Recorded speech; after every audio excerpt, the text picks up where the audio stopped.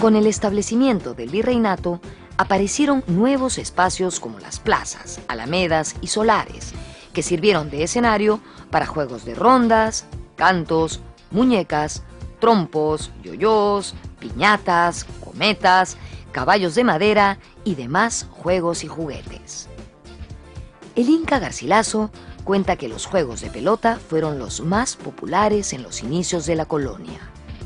Uno de ellos era el frontón, jugado principalmente contra las paredes de las iglesias. El propio Francisco Pizarro era un asiduo jugador de frontón.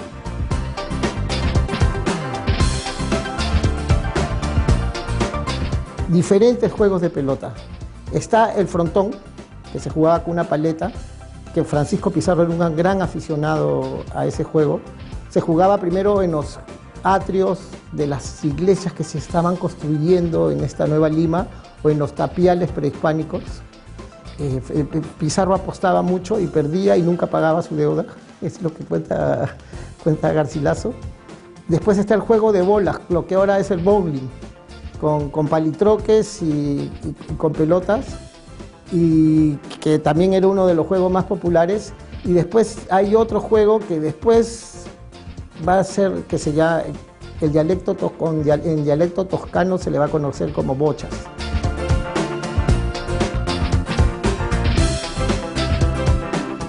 En el caso de los juegos de azar, fueron muy populares entre los adultos los dados y las cartas.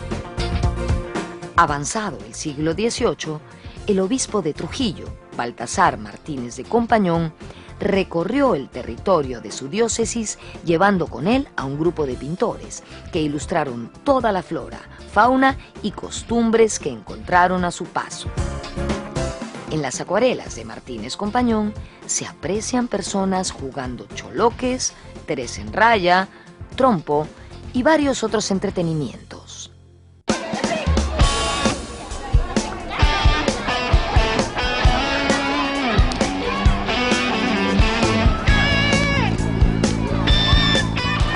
Además de la calle, el patio del colegio ha sido siempre un escenario ideal para ponerse a jugar, con objetos muy sencillos como pelotas, canicas, ligas, yaxes, trompos. Niños y adolescentes se las han ingeniado para divertirse, para pasárselo bien. Muchos de estos juegos provienen de tiempos remotos. En la antigua Roma, por ejemplo, existía un juego muy parecido a los yaxes, solo que se jugaba con piedritas.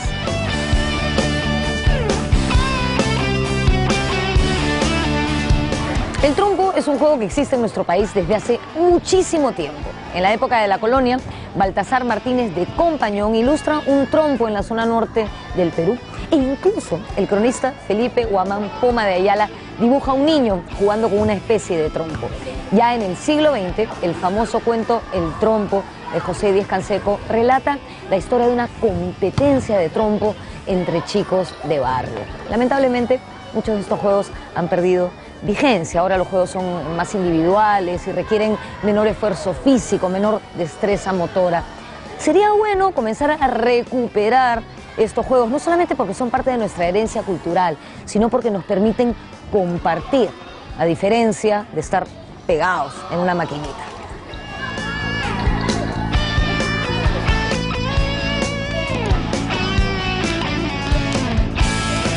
Ya en la etapa más próxima, bueno, hay un libro emblemático de la literatura nacional que es de José Díez Canseco, que es El trompo, es el centro de la historia. Y no un juguete propiamente, sino un juego que hoy los chicos desconocen, que aparece en Paco Yunque, que es un cuento del año 31, que los niños están jugando. El juego consistía en que uno se chantara, decíamos, ¿no? Y los demás tenían que saltar sobre ese chico, y ese es un juego que aparece en Paco Yunque y que es el pretexto también para una humillación que hace Grieve, el personaje poderoso en Paco Yunque, contra el personaje humilde que es Paco Yunque.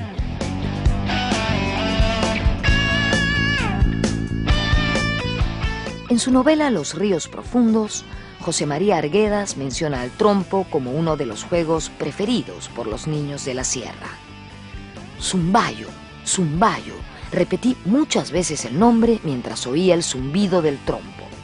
Era como un coro de grandes tancayus tábanos, zumbadores fijos en un piso prisionero sobre el polvo. Y causaba alegría repetir esta palabra, tan semejante al nombre de los dulces insectos que desaparecían cantando en la luz. Los ríos profundos, José María Arguedas.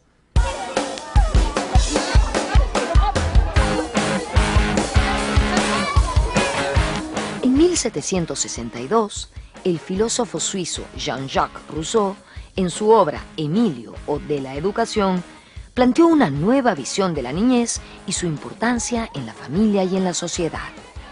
Según Rousseau, el niño debía seguir su propia maduración.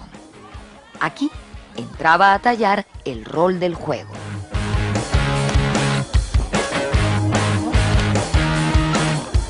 A partir de la Ilustración y del Emilio de Rousseau, que aparece los primeros gérmenes de lo que va a ser una reflexión sobre la niñez, y ese nuevo pensamiento que va a invadir en otras cosas de la vida cotidiana, va a hacer que el concepto del juego y la importancia del juego cambie y además se reglamente. Y entonces es con la Ilustración en que se van a ir separando los juegos para adultos, como naipes, dardos, billar, etcétera, como los que van a ser juegos para niños específicamente. Y es en la Ilustración que se comienza a estudiar cuál es la importancia del juego.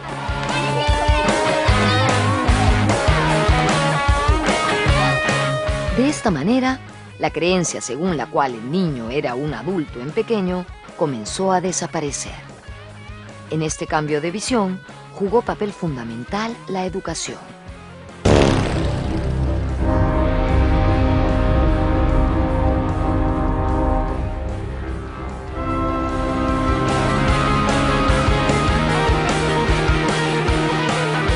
Para el siglo XVIII la discusión va a ser muy grande, ¿no? Hegel está en contra del juego, ¿no? Porque dice que lo que hace es que el niño no quiera crecer, que la niñez solamente es una etapa para ser adulto. Y si se fomenta el juego entre los niños, nunca van a querer ser hombres y por lo tanto producir y tener derechos y deberes como los adultos. Entonces él estaba en contra del juego. Bueno, ya para el siglo XX, Huizinga en realidad es una recopilación de esta larga discusión en que también está Immanuel Kant, está Rousseau, está Hegel, grandes personajes, y Huizinga es el que le va a dar un estatus al juego, que el juego es importantísimo, es una pieza fundamental.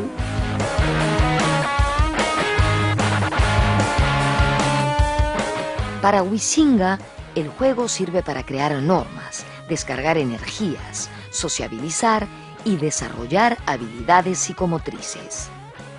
Educadores como la italiana María Montessori dieron mucha importancia al juego como estrategia de aprendizaje. Montessori ideó materiales didácticos y propuso mobiliario adecuado a la edad y tamaño de los pequeños alumnos de las escuelas.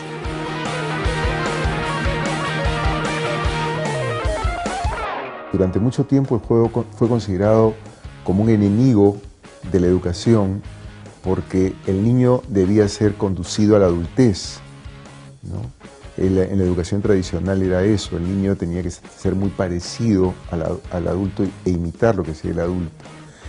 Y luego con Montessori, un poco antes, se introduce el juego como un elemento pedagógico, ¿no? Hegel era uno de los que consideraba que el juego era el enemigo de la educación.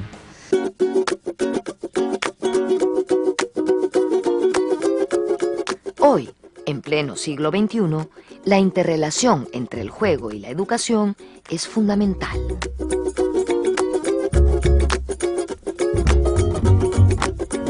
Hoy, que ya no solamente hay juegos que se manipulan, ¿no?, sino el juego de internet, los profesores viven como presionados para ser tan entretenidos y tan divertidos como un juego.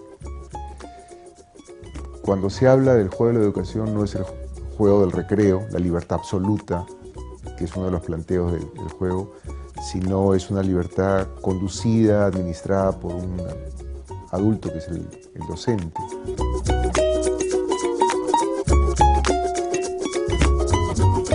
El juego para el niño es una actividad de la cual disfruta enormemente y además aprende a través del juego.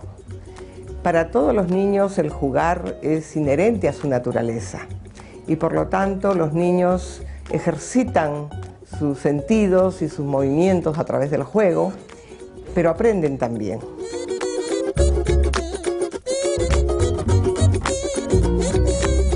El juego es parte sustantiva de la naturaleza infantil y como tal no necesita ser enseñado. El niño va a jugar porque esa es su manera de vincularse con la realidad, de ingresar a ella poco a poco, en un tránsito difícil que va de la alucinación todopoderosa y egocéntrica de la sociedad indiferenciada del lactante a la conducta adaptada a los demás y al reconocimiento del punto de vista diferente e incluso a formas de solidaridad con el otro que se manifiestan en la simpatía y la piedad. Constantino Carballo, los juegos en la educación preescolar.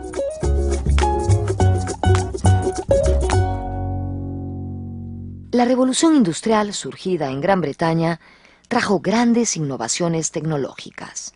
En fábricas europeas y estadounidenses se produjeron en serie muñecas de alta calidad, soldaditos de plomo, caballitos y cunas.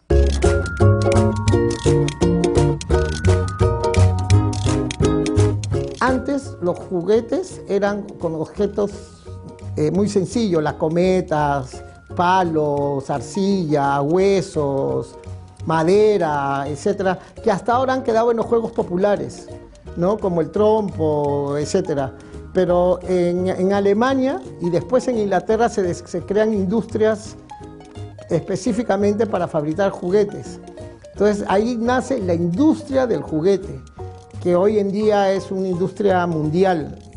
Se comienzan a crear barcos, de acuerdo a la tecnología que va deslumbrando a la época, ¿no?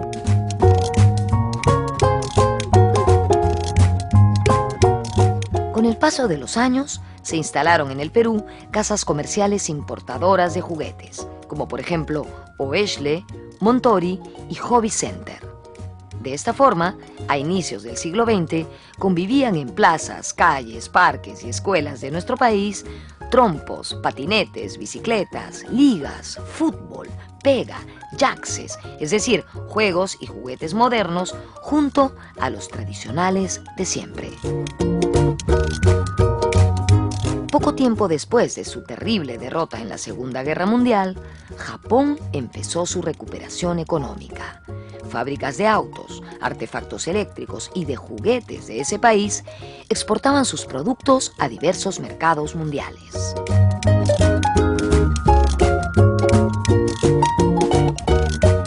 Fue un pilar de la reconstrucción de Japón, porque fue uno de los primeros productos que comienzan a exportar, a fabricar y a exportar fuera de Japón para adquirir divisas, junto con Honda, con las motos y los automóviles, fueron los juguetes. Y ellos son una vanguardia con los juegos electrónicos. Entonces, todos los juegos que son juegos a pilas, inclusive las pilas son de origen japonesa, los robots luminosos, etcétera, todos los producen los japoneses, que van a estar basados en sus mangas.